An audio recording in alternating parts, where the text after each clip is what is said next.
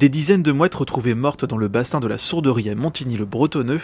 Selon les résultats d'analyse, la grippe aviaire H5N1 est responsable de cet incident survenu fin janvier. Ces cas isolés n'inquiètent pas la direction départementale de la protection des populations qui assure la surveillance de toute la chaîne alimentaire, du champ à l'assiette. Aucun foyer de contamination n'a été détecté chez les producteurs de volailles yvelinois. Le fait qu'on sache que le virus circule chez les oiseaux sauvages en Île-de-France et dans les Yvelines a incité à encore plus leur demander d'être encore plus vigilants qu'habituellement.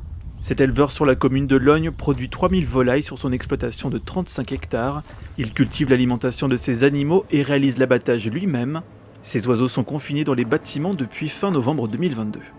Le nouvel arrêté préfectoral, ce qu'il impose, c'est moi qui suis éleveur de canards, c'est de faire des prélèvements toutes les semaines sur les canards, parce que le canard il est porteur sain et on ne voit pas forcément quand les canards sont malades. Les poulets, on voit qu'ils sont malades parce qu'ils meurent, donc c'est rapide. En tant qu'éleveur, moi j'évite les jardineries, j'évite d'aller chez les collègues, j'évite de laisser rentrer les gens chez moi, donc même les vétérinaires et tout, j'aime bien, moins ils viennent et mieux je me porte. L'agriculteur a décidé d'arrêter sa production de palmipèdes pour se consacrer à un élevage moins contraignant. Là, je vais développer des poules, des races anciennes.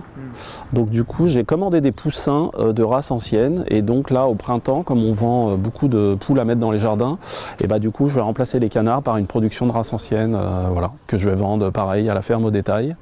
Des expérimentations sont en cours pour la commercialisation d'un vaccin sur les volailles qui pourrait voir le jour à l'automne 2023. L'Organisation mondiale de la santé affirme qu'à ce stade, la transmission à l'homme du virus est rare et peu soutenue. L'épidémie reste cependant sous surveillance dans l'éventualité d'une mutation plus agressive.